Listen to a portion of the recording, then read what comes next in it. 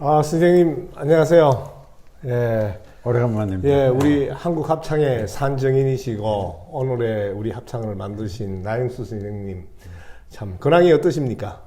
뭐 잘 지내고 있습니다. 예, 이젠 손 다 털고 좀 편히. 네. 우리나라 이제 지급합창단의 모태인 국립합창단을 만드셨잖아요. 만드셨을 때 우선 이제 오늘은 주로 창작에 대해서 이야기를 할 텐데요. 그때 작품도 없었고 작곡가도 참 귀하지 않았습니까? 예. 국립합창단이 우리나라 최초의 전문 직업합창단이 생겼는데 레파토리를 뭐로 하느냐 고민하다가 그래도 이거 대한민국에서 생긴 첫 전문 합창단이니까 우리나라 작곡자들의 곡으로 하는 게 어떻겠느냐 해가지고 극장장하고랑 의논해서 오케이 받아서 이제 프로그램 짜는데 막상 곡을 고르려 보니 이게 많지 않고 그래서 그 당시 저명 작곡자 20여 명에게 공문을 보내서 좀 이제 합창곡 있는 거 주시고 또 혹시 작곡하시려면 해서 보내주십시오 했더니 두세 번밖에 보내지를 않았는데 그것도 보니 막 수준이 굉장히 낮은 막 찬송가 정도의 합창곡 그래가지고 16곡을 고르는데 굉장히 애먹었죠. 그러니까 남성 합창으로 한 스테이지 만들 수가 없어서 여성 합창을 내가 남성 합창으로 바꾸고 그리고 저 유신 씨 캐즈나 칭칭난의 중창인데 그걸 또 합창으로 남성으로 바꾸고 그런 식으로 이제 억지로 이제 꾸몄는데 성과는 대단히 좋았습니다. 국립극장 이틀 동안에 만석이었고 왜냐면 모두 한국에서 처음으로 프로페셔널한 합창단이 생겼다는 것 때문에 관심이 많아서 그래서 한국 곡도 좋네 이렇게 됐는데 막상 매년 한 번씩 그거 하려고 했는데 점점 곡이 나오질 않고 수준이 낮고 3년 하다가 막 중단이 됐어요. 그래서 생각한 것이 젊은 작곡자를 양성해야 되겠다. 그래서 10년 계획으로 대학생 작품 발표. 대학생 작품 발표. 그게 바로 그래서 그때 들었던 기억이 납니다. 10년 동안. 그게 내 기억나는 한 150여 명 작곡 학도들인데 그 임준희 작곡자도 그때 그게 했었어요? 그래서 한 150여 곡이 생산됐고 그리고 학생들이 조금 합창곡 쓰는데 관심을 가지게 됐고 그 당시는 보면 현대에 막 사조가 들어와가지고 바람이 많이 불었죠. 근데 기악, 기악곡, 비성악적인 그랬을 때인데 근데 그 뒤로 쭉쭉 모두들 애써가지고 지금은 뭐 유능한 작곡자들이 굉장히 많이 생겼습니다. 그 참 이제 창작이 전무하던 시절에 씨를 뿌리고 또 인큐베이팅해서 작곡가를 길러내고 아주 큰 역할을 하시고 그 다음에 이제 국립을 쭉 하셨다가 다시 한번 국립을 맡으실 때 다시 또 재단법인 됐을 때 국립합창단에 오셔가지고 그때 또 창작에 대한 새로운 걸 많이 하셨잖아요. 예산도 늘렸고. 내가 그러니까 3번 국립합창단 초대, 3대, 7대인데 3대 때도 그땐 조금 발언권이 조금 생겼다 할까. 그래서 칸타타를 4편 만들었습니다. 그랬어요? 그리고 소품. 소품 만들고. 예. 왜냐면 국립합창단 악보는 항상 다 전국에 공개시켰으니까. 네. 예. 악보 다 만들어서 주고 싶었지만 그런 예산은 그때 없었고, 그걸 했고 3대 때는 아예 창작 그 축제 같은 걸 만들어서 창작곡 만들고 칸타타 3개, 그리고 내가 3년 임기 동안에 소품 합창곡 100곡. 예, 100곡. 그 미리 선언을 하고 문화부에도 내 이런 일 하겠다. 예. 하시라고. 예. 그래가지고 그건 창작곡, 대곡, 칸타타 3곡 만들고, 그리고 소품 합창곡 100곡은 만들고, 악보 만들어서 전국에 송포하고. 예. 그래서 그때 다 그냥 나눠주기도 예, 하고, 예, 예, 그래서 악보가 많이, 예. 그런 중에 또 그렇게 공유하면서 뜬 곡들이 몇 곡 있죠? 예, 그리고 그러니까 작곡자들 양성, 그러니까 부지유자 시스템 만들어서 데뷔 음악회로 데뷔했죠. 예. 1년에 4명. 예. 그리고 그 친구들 거저 와서 며칠 연습시켜서 콘서트 하게 하지 않고 6개월 동안 작은 페이지만은 주면서 출근시켜서 같이 생활하면서 예. 연습을 시키고, 그러니까 지휘자를 키우는 거니까. 네. 그리고 또 작곡자도 그랬는데, 작곡자가 예전엔 합창 전문 작곡자라고 하면은 김규환 선생, 김규환, KBS 황철익 선생 황철익, 이런 예. 분이나 있었는데, 지금은 아주 유능한 세계 내놔도 많이 빠지지 나왔죠. 않는, 예, 매출이 많이 됐죠. 예, 예. 그래서 한 이름이 생각나는 사람이 김준범, 허걸재, 그리고 인천에서는 윤학원 씨가 애써서 우효원, 오병희 뭐 다 이렇게. 오병희 뭐 이런 작곡자들이 이제는 한 10손가락. 예, 많이 늘어났습니다. 그리고 외국에 나가서 이 곡이 한국 합창곡이다라고 내세울 수 있는 곡들이 이제 많이 나왔죠. 예, 예. 그리고 이제 나 선생님이 그 울산 시립에 갔을 때 예. 저도 그 칸타타 예. 외솔의 노래도 봤고 또 이건영 선생 작품도 하나 하셨잖아요. 예, 예, 예. 그때도 외솔의 노래도 작품이 상당히 좋더라고요. 이미 그때 울산 가서도 창작에 대한 걸 굉장히 많이 하셨죠. 이게 울산이라는 도시가 내가 느끼는 인상은 자동차 만들고 공해가 많고 노조 때문에 데모가 많고 이런 걸로 예. 알고 있었는데 이 울산 어떻게 가게 되다 보니까 거기 가서 내가 과연 뭘 해야 되겠느냐. 이 울산에도 아름다운 산천이 있고 다 아름다운 사람들도 있는 데인데 네.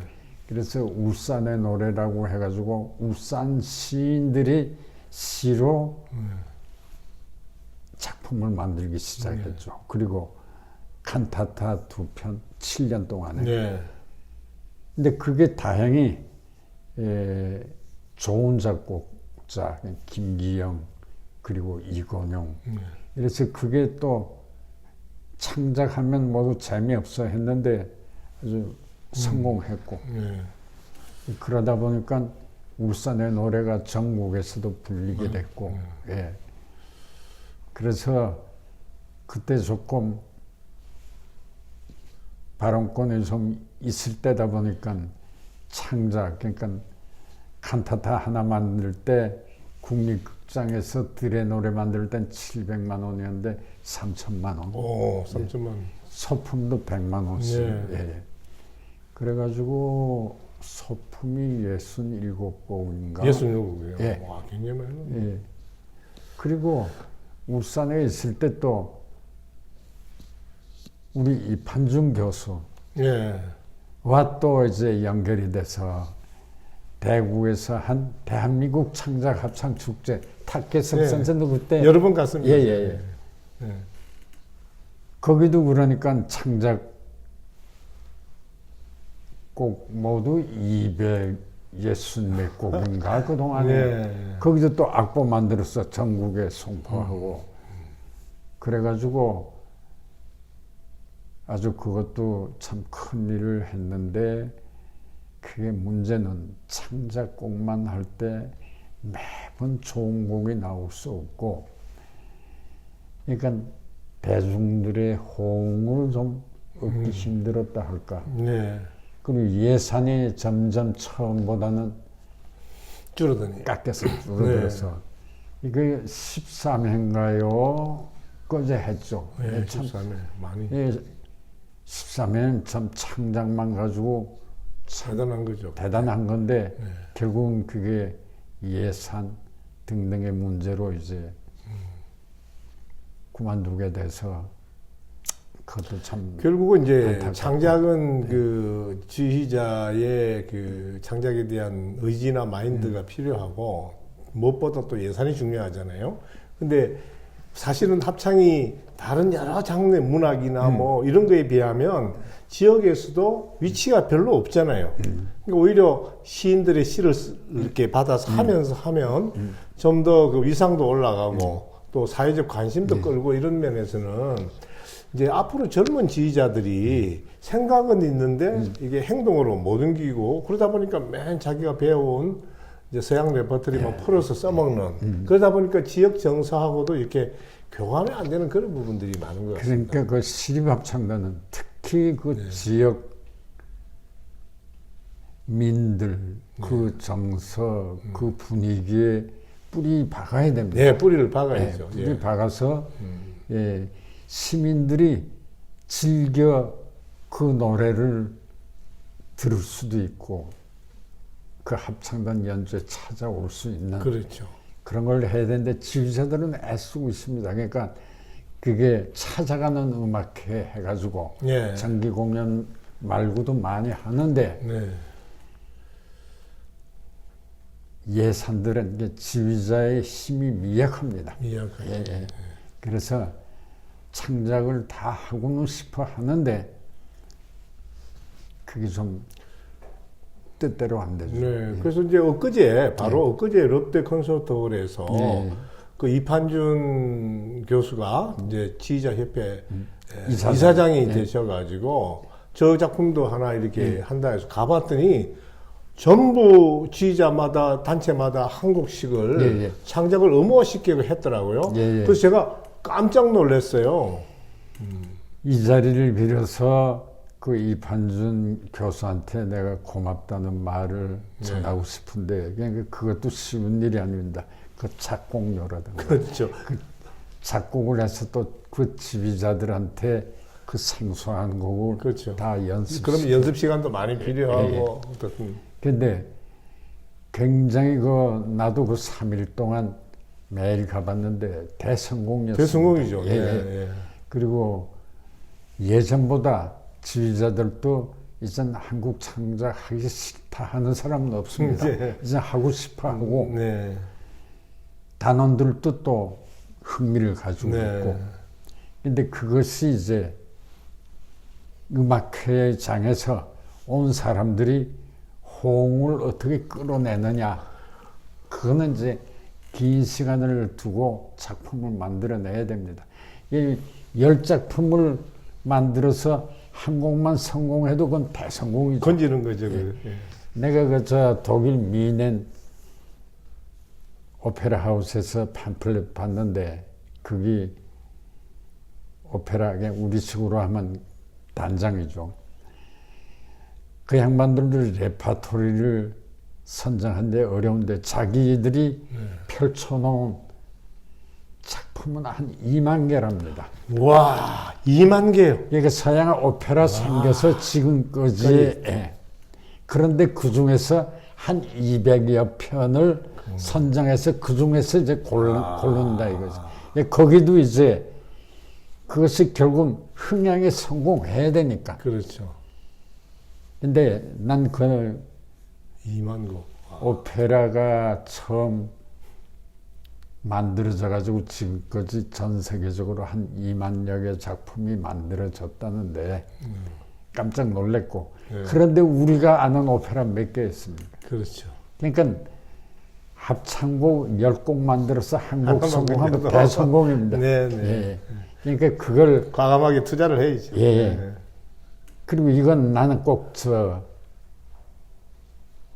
우리가 그 과학계에서도 기본인 수학이라든가 이제 기초 학문을 우리가 지금 그게 약한 걸로 되어 있지 않습니까? 네. 노벨상 네. 다 보면 그 그렇죠. 이야기들 기초 과학이 탄탄한 데서 노벨상도 나오는데 합창이라는 건 노래라는 거는 가장 기초 우리 생활의 기초라고 생각합니다. 네. 예.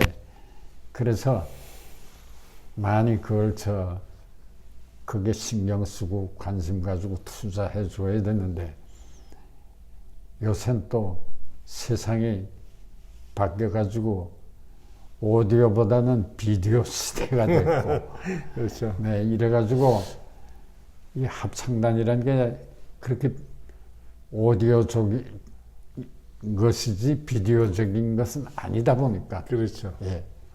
조금 그런 데서 소외되기도 하고. 근데 이제 그래도 그날 그 롯데 콘서트에서 청중들의 반응이 굉장히 좋았어요. 아, 너무 신선하고 우리가 또 알아듣고 소통이 되니까 너무 좋다.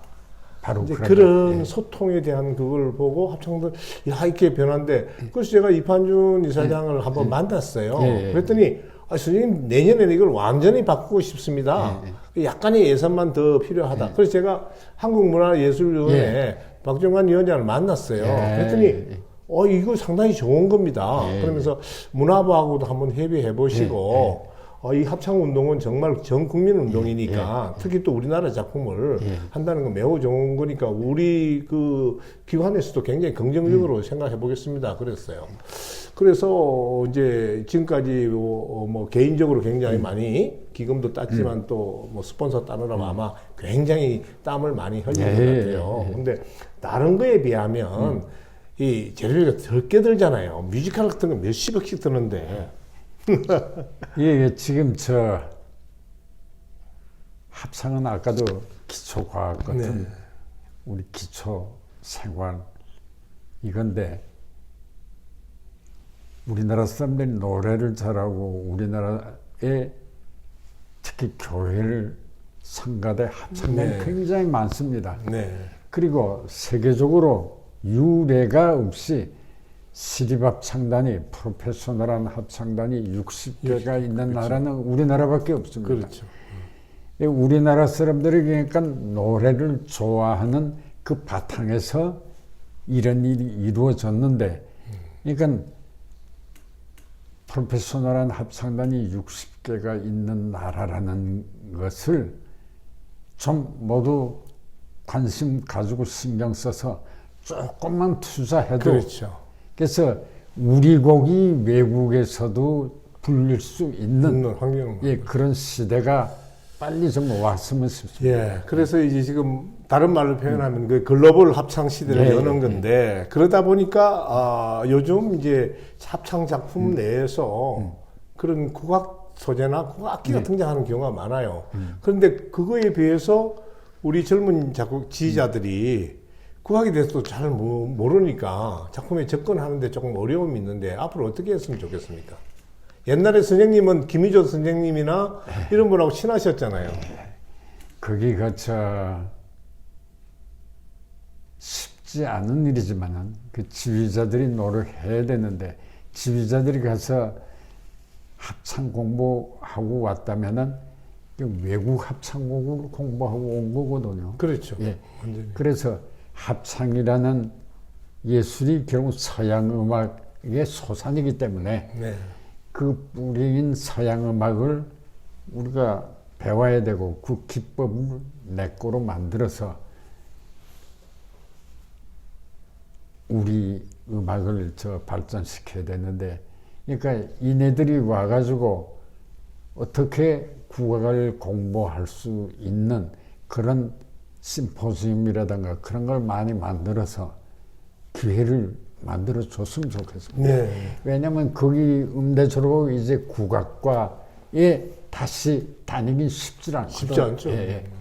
그래서 재작년에도 한국합창지휘자협회에서 저한테 특강을 부탁하는데 한국합창에 대해서 이 젊은 지휘자들이 이젠 상당히 많이 들어왔는데 이네들이 한국합창에 대해서 잘 모르고 또 배우고 싶어 한다고 해서 그 세미나 한번 그렇죠. 제가 강의를 했었는데 그런 기회도 좀 많이 만들고. 예. 그래서 제가 저도 국악을 공부를 못했잖아요.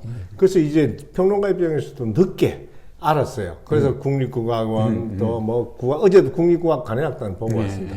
늦게라도 이제 국악을 보니까 국악한 사람들도 많이 알게 되고 그래서 이게 국악과 양악이 이게 벽을 허물어야 된다. 그리고 국악은 양악을 배워야 되고 양악은 국악을 배우고 그래서 서로 간에 그 장단점이 있는데 서로 좋은 장점들을 배워야 우리 그 맛을 녹여서 그래야 세계적인 작품이 나올 거 아닙니까? 그래서 지금 뭐 작곡가들은 굉장히 많이 지금 성장이 되어 있고 근데 이제 앞으로 그 마지막 남은 것이 그 작곡료, 저작권, 작곡가에 대한 예우 이 부분이 예술가 아티스트에 비해서는 너무 지금 약한 것 같습니다. 예, 그게 사실 작곡가 출신들이 나와서 어떻게 학교 선생님이라든가 그렇죠, 예. 교수 되는 거 그리고 어떤 이런 공영 이런 단체 멤버로 들어가는 거 말고 그래서 그게 참 어려운데 나는 우리 합창계가 할 수 있는 일이 전국 60개가 다 전속 작곡자를 한 명씩 뒀으면 좋겠습니다. 네. 그러니까 국립, 부산, 제주, 아산, 인천 몇 군데는 그런 제도가 그때 있는데 이제 윤학원 선생님이 예, 예. 인천에서 그 해서 우연하고 예, 예. 이렇게 했고 예, 예. 요새 이제 다시 국립으로 예. 넘어오기는 예, 했는데 예. 이게 전국으로 퍼지지는 않은 것 같습니다.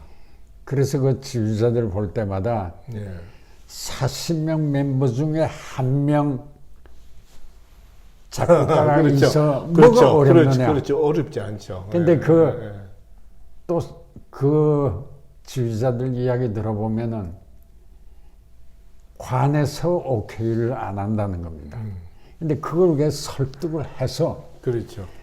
그러면 60명의 작곡자가 자기가 먹고 살 수 있는 데가 있으면은 그럼 작품이 거의 나올 거 아닙니까? 그렇죠. 그러니까 난 지금 그 탁 선생님한테 부탁드리고 싶은 것이 시립합창단마다 전속 작곡자 제도를 하도록. 예. 그러니까 그러면은 작곡 출신들도 열심히 쓸 거고. 수 있죠. 또 지역의 작품들 개발이 되고. 예. 자, 그러면 저도 그 이제 합창 지휘자가 이렇게 전공한 사람하고 그래서 한 200몇십 명이 되는 것 같더라고요. 그래서 이거 정말 이런 그 연합체가 없다, 기구가 없다 싶어서 이 지휘자들이 먼저 우리 합창 음악 지휘하고 합창 만드는 거 외에도 이젠 좀 행정 공부를 해야 되지 않을까 생각하는데 선생님이 행정 뚫는 데는 제일 큰 일을 많이 하셨잖아요. 제가 그 합창지휘자 협회도 초대 이사장인데 네. 우리 지휘자라는 사람들이 그런 능력이 부족합니다. 나는 그저 이제 공무원들하고 상대하면서 설득하고 이런데 유리했었지만은 이런 박계석 선생처럼 이렇게 넓게 봐가지고 글로벌한 생각 그런 식의 거는 합창 지휘자 우선 자기 앞가림하기에 정신없는 사람들입니다. 예, 힘이 미약하고 그렇기 때문에 여에서 좀 옆에서 좀 그런 걸 생각하고 뜻이 있고 좀 앞서 있는 사람들이 좀 합창계에도 그런 영향을 좀 만들어줬으면 그래서 좋겠습니다. 이제 2020년부터 지휘자협회가 또 20년 되는 해더라고요. 예. 그래서 한번 크게 도약하고, 그 다음에 저도 지휘자협회하고 지휘자들하고 별 교류가 없었어요. 근데 이제 저도 좀, 모임이 있을 때 가서 또 이야기도 좀 이렇게 해서 또 공무원이나 문화부 사람들도 이 안쪽을 모르잖아요.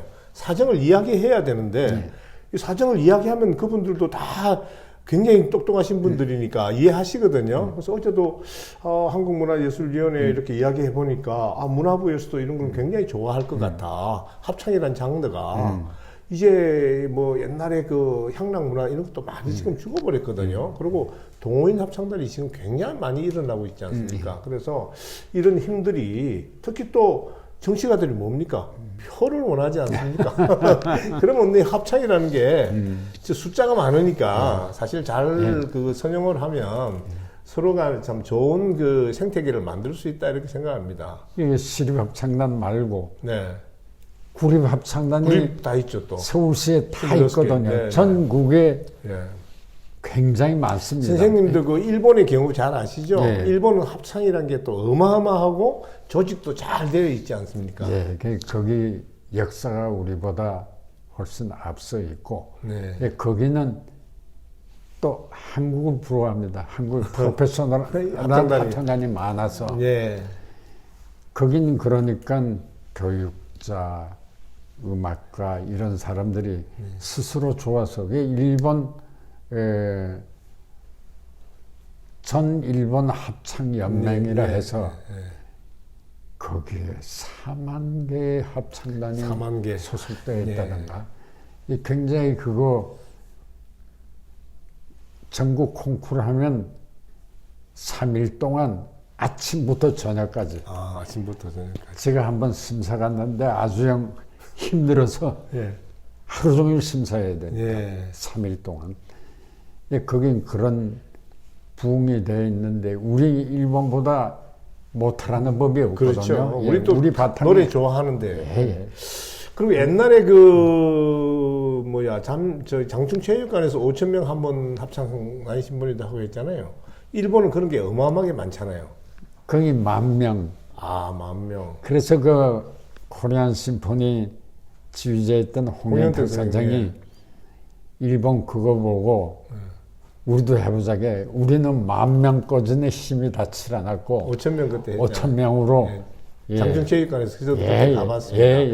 그래서 이제 그런 5,000명 합창 같은 거 이런 거를 해가지고 정치가들이나 또 이제 재력가들이 와 이게 합창이 정말 대단한 거네 이렇게 할 수 있는 가장 좋은 오케스트라 그렇게 많이 못 모으잖아요. 합창은 요즘 동호인들도 많고 그러니까 이거를 지자체마다 한 번씩 돌아가면서 하면은 그게 무슨 큰 돈 들지 않지 않습니까? 뭐 장소 있는 장소에다가 다 자기들이 도시락 쌓아가지고 할 거고 뭐 진행비나 뭐 이것만 하면 되지 않습니까? 그래서 그런 일을 좀 제가 지휘자협회하고 좀 해보려고 그럽니다. 예, 거기 지역마다 예. 시립합창단들이 그 있고. 구심점이 돼서 그런 걸 하고는 있습니다. 네. 있는데 우리 눈에 뜨이질 않죠. 뜨이질 않죠. 그러니까 이제 눈에 뜨이게 하고 이런 거는 우리 탁 선생 같은 분이 잘 아니까. 제가 이제 예. 선생님 정신을 이어받아가지고 제가 한번 십자가를 지겠습니다. 그러니까 예. 내가 할 수 있었던 일은 예. 여기까지예요. 예. 여기까지는 정말 힘들게 애써서 와, 진짜. 노력도 많이, 땀도 많이 흘렸지만 영광도 많이 얻었고. 근데 이 위는 이제 또 또 새로운 버전. 젊은 다른 세대들이 이제 이어받아서. 아유, 감사합니다, 선생님. 예. 오늘 뭐 좋은 그런 그 영감을 주시고 예. 또 저한테도 힘을 주시니까 예. 제가 바톤을 이어받아가지고 예. 또 새로운 창작 세계를 한번 만들어 보겠습니다. 감사합니다. 감사합니다.